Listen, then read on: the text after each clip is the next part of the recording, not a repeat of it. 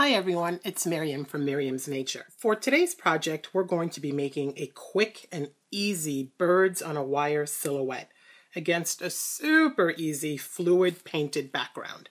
Now, for the background, we're going to make something like this, but I'm just going to do it in landscape position for this video. It doesn't really matter how you mix your paint. In other words, what ratio of paint to medium you use. The formula won't matter for this, because we're not going to be really trying to get special effects in the paint.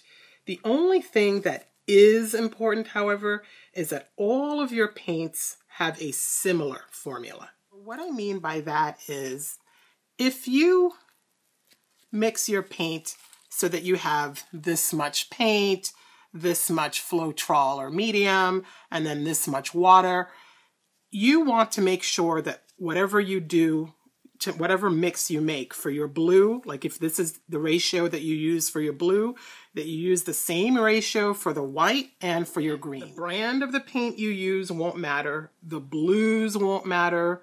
The greens you choose won't matter. The thickness of your mix won't matter much. You can get creative with all of that. But what I'm going to show you now might actually be useful to you in other aspects of your fluid painting.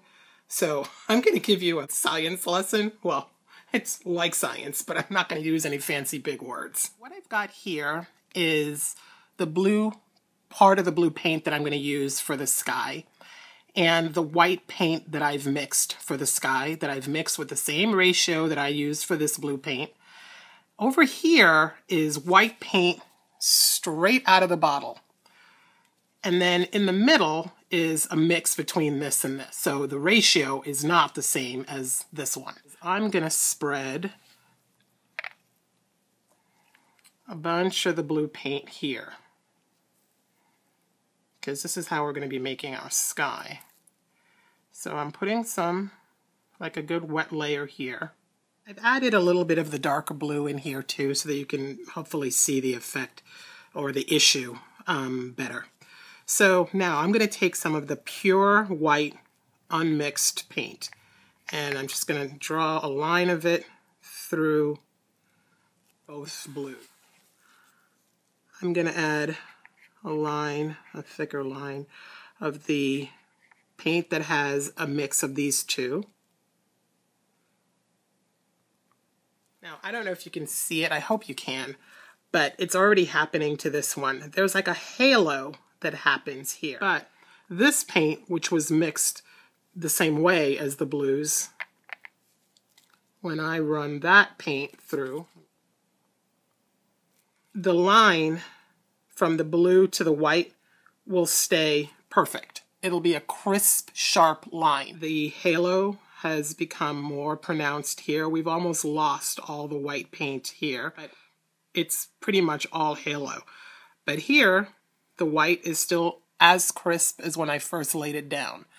And for the clouds that I'm going to show you how to make in this, you kind of want this. But this could be a good look. And if this is what you end up wanting, all you have to do is add more paint to your cloud mix.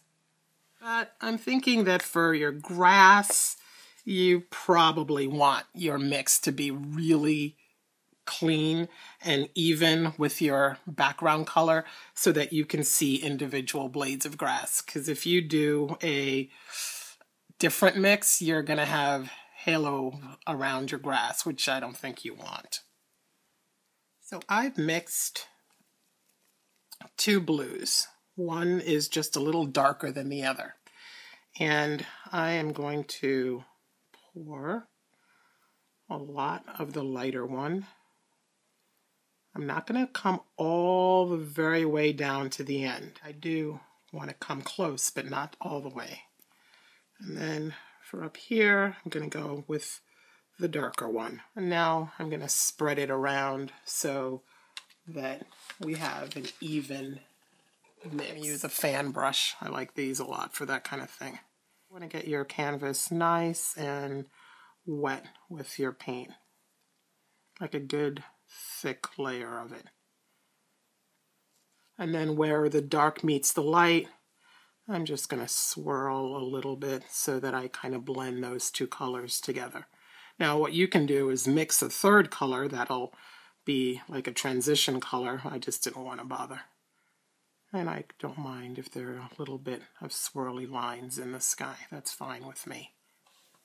I have finished mixing my blues together, and it's a little bit swirly, and I kind of like that actually. And at the bottom, I've left a white strip, and this is where we're going to be putting our grass. I know that for this one, I don't want it to be as tall as I made it here. This is for something else, but whatever length of grass you want, the strip that you leave should be half to a third of the height of the grass that you want. So let's say you want your grass to be this tall. Then leave only this much white at the bottom, or even a little bit less. The grass will be 2 to 3 times taller than the strip that I've left when we're done. Now I've gone ahead and filled a pipette with my white paint for the clouds. You can use a popsicle stick to drop your white paint. It doesn't have to be a pipette or a paintbrush or a spoon, whatever. So I'm just going to drop some dots of white paint where I think I want some clouds. And you will determine also how many clouds you want and how big you want your clouds to be. And then all I'm going to do now is swirl the clouds into the blue a little bit. And I'm using a bamboo skewer for that. Make your clouds as big or as small as you want, and add as many as you want. And then you might add a little bit more white at some point if you think it needs it. And what's awesome about clouds is there is no perfect cloud shape. You can make it any shape you want. And I like to add sort of little trailing lines away from the cloud. And I'm doing that just by dunking my stick into my white paint and then just kind of pulling it along the edge, the ends of the cloud. And then the last thing that I'm going to do to the clouds is sort of top them off with white paint. Clouds tend to be brighter at the top. And I'm going to give them a little bit of a shape up there too.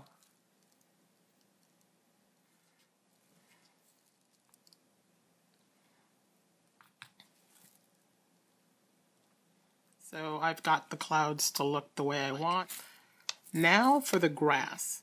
I'm going to try not to get green paint into the blue. I mean, they're going to touch, but I don't want to put green paint on top of the blue. So I'm just kind of run along the side of the blue. And you can do this with a paintbrush, a popsicle stick. I just have these little squeeze bottles because they're super convenient.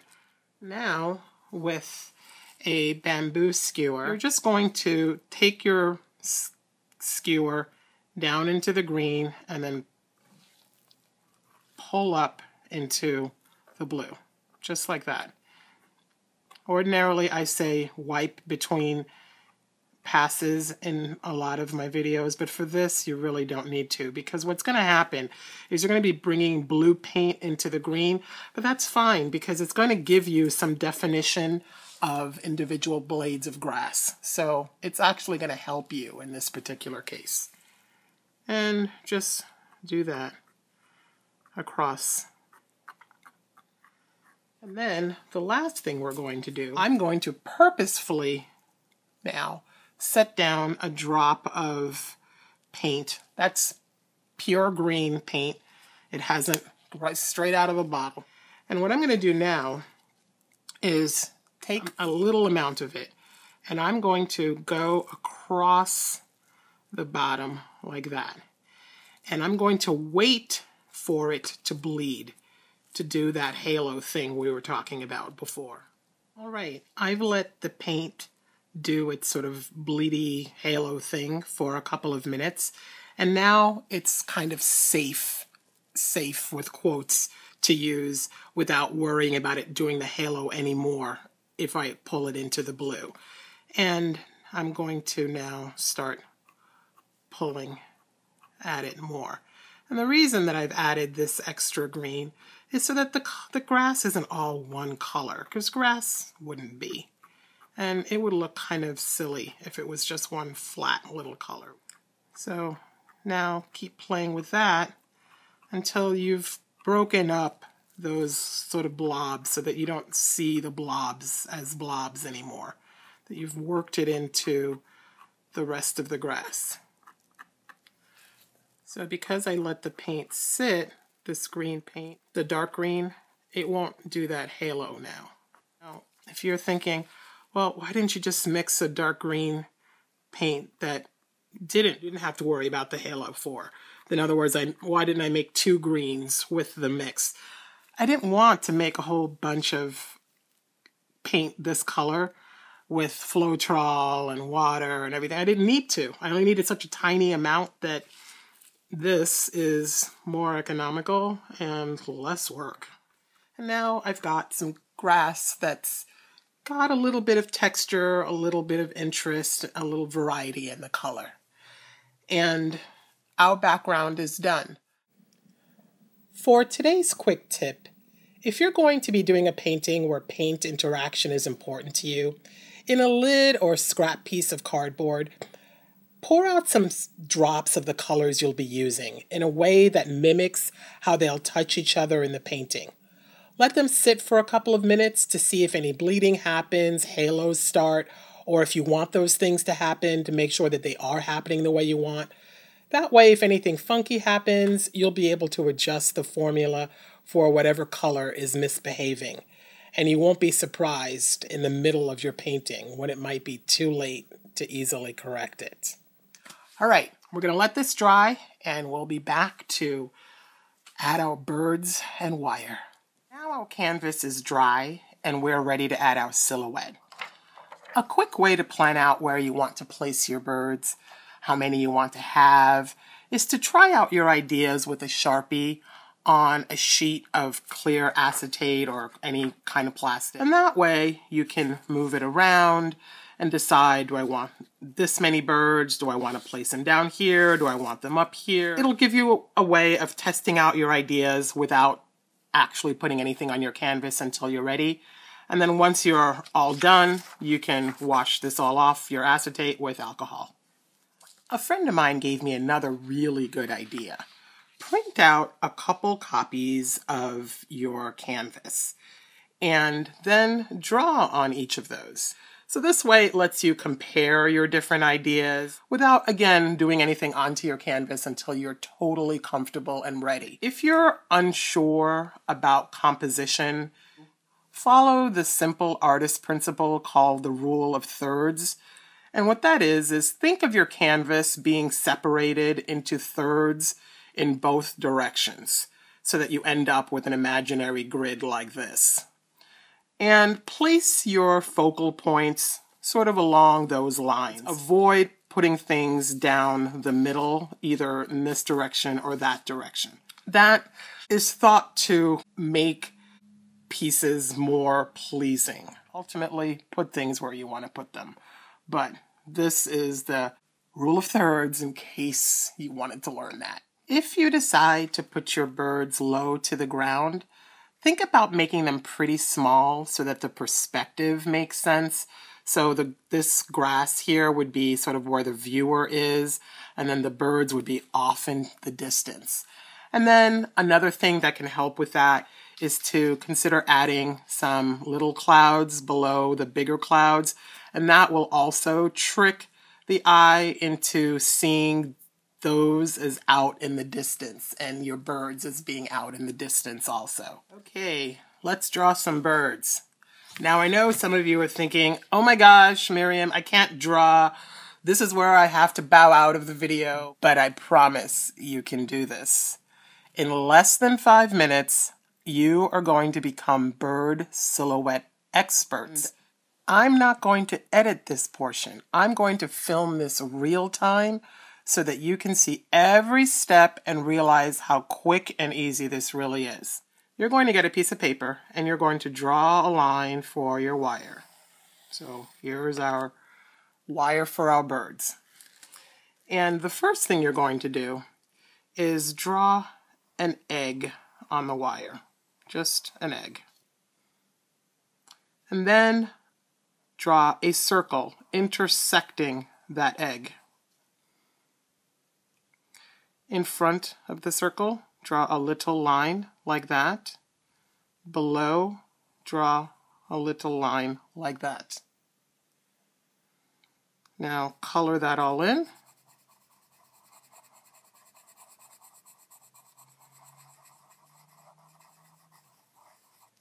Make this line a little wider. And then this, you can either leave it like that or turn it more into a little bit of a triangle like that. And color that all in. And there you have your first bird. But we don't want to have a bunch of birds that just look like this guy. We want to have a bunch of other birds. So, next thing you're going to do is draw a heart. And let the bottom of the heart drop below the wire a little bit. Or you can draw a teardrop and let that drop below the wire a little bit. And add an upside down V or an upside down Y to the bottom of either of these. And then you're going to draw a circle at the top of the teardrop or the heart. And you're going to color all of that in.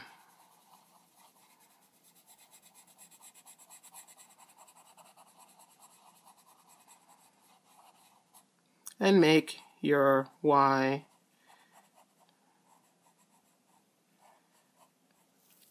or your V. You can make the V a little longer.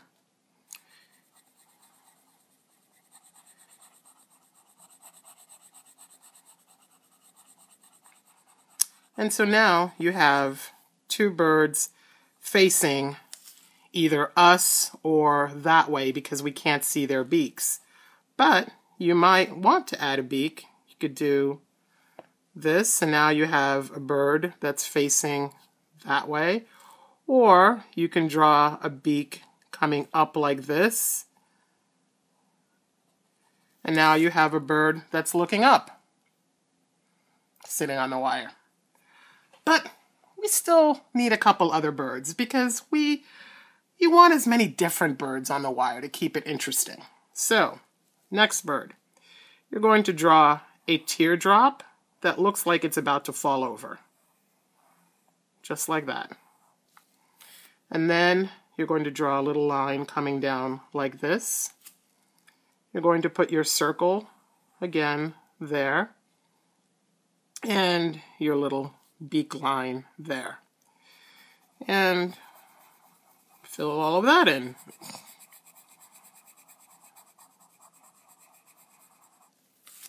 And make this a little bit wider.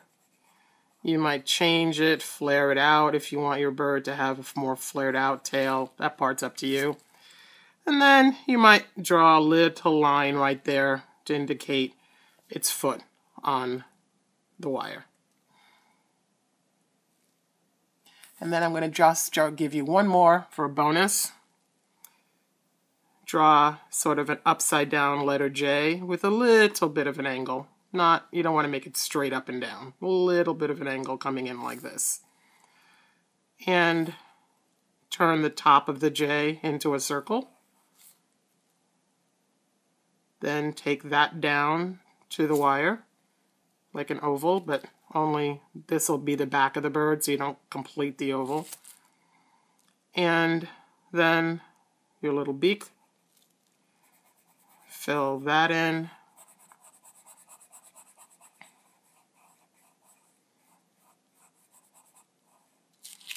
And then here you just kind of make that into a little bit of a triangle.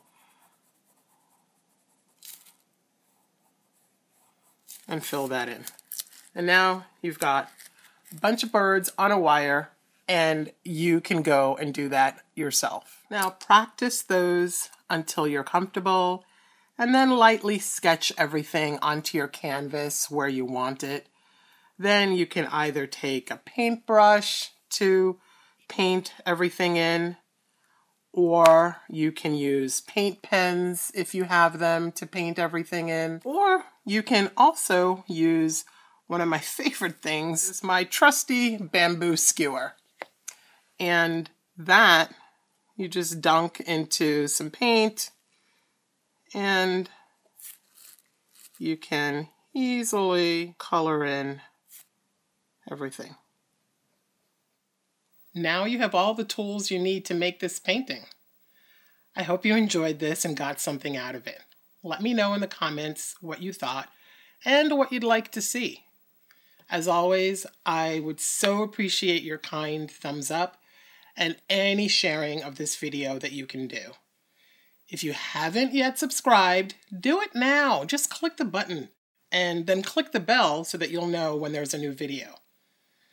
I am truly grateful for all of you and look forward to sharing some more ideas. Go let your creative nature shine now. May the paints be kind to you. Bye now.